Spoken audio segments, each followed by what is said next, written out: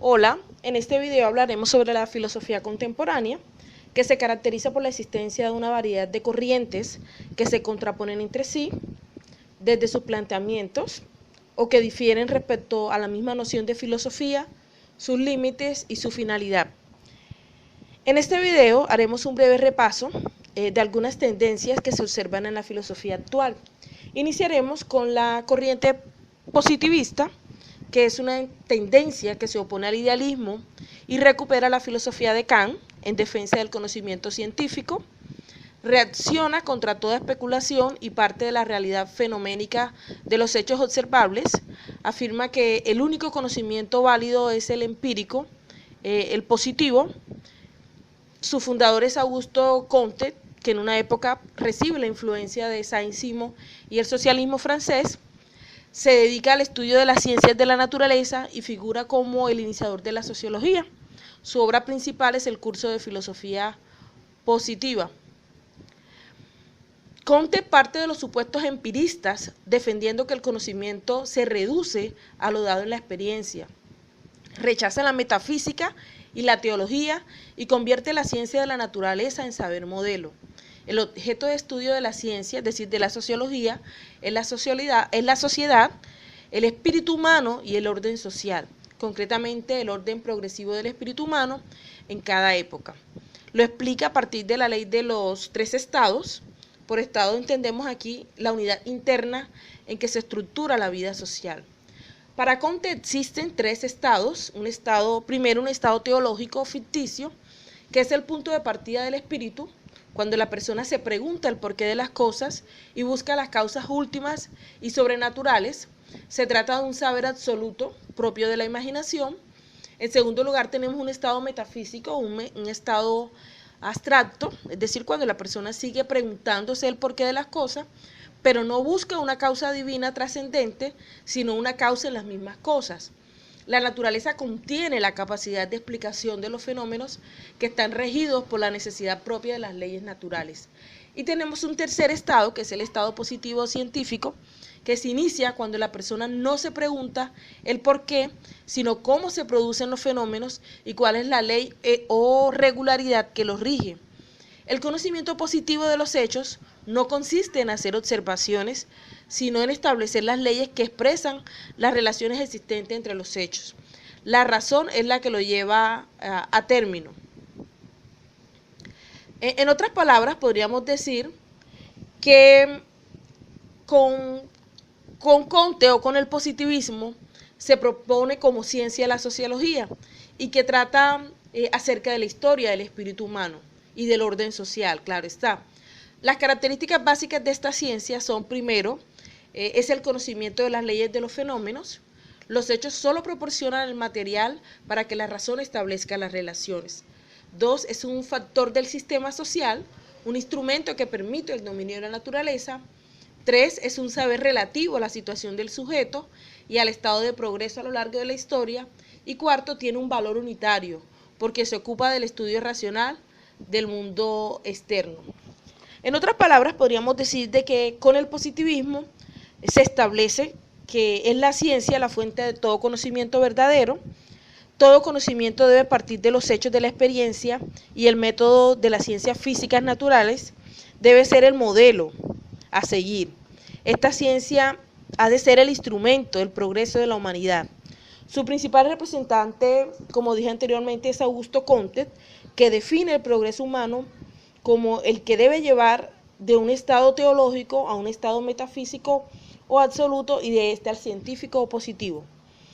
Esta corriente destaca la importancia que las ciencias de la naturaleza tienen para la filosofía y rechazan los problemas metafísicos tradicionales, por ejemplo, la relación entre el ser y la conciencia, por no estar sujetos a una comprobación de tipo experimental.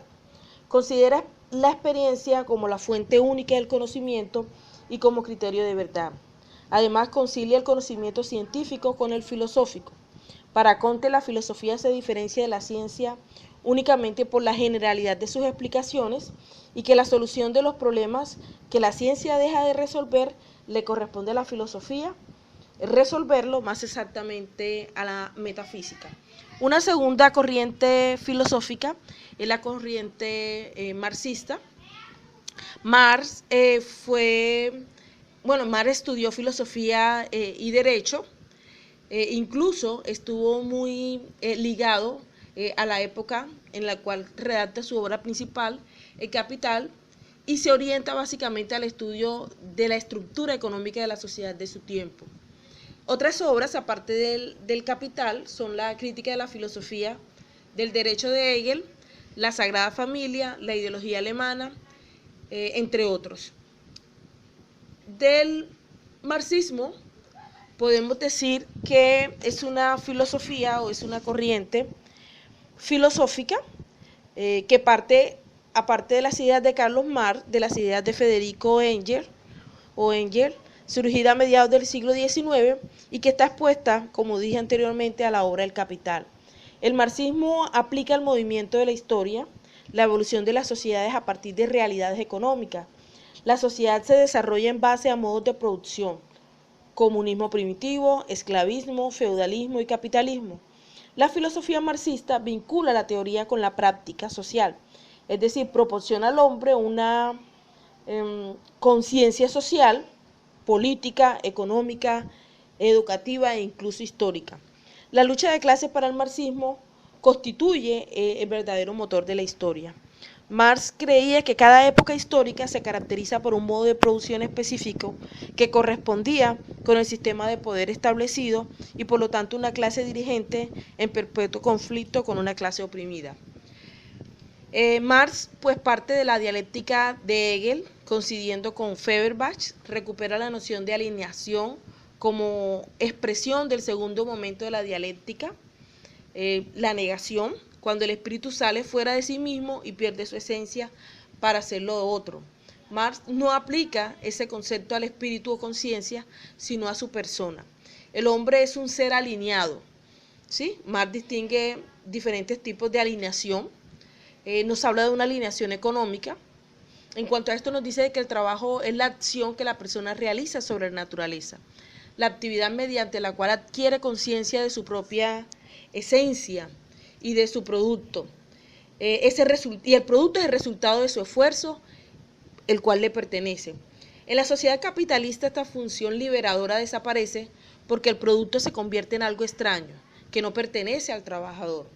El obrero, separado de los medios de producción, ha de vencer a quien lo posee, ¿sí? O a quien posee la fuerza de trabajo, que de esta forma deja de pertenecerle, para convertirse en una mercancía, a cambio de la cual obtiene recursos para adquirir aquello que necesita para su supervivencia. En estas condiciones el proceso de trabajo es alienante, es decir, se deshumaniza.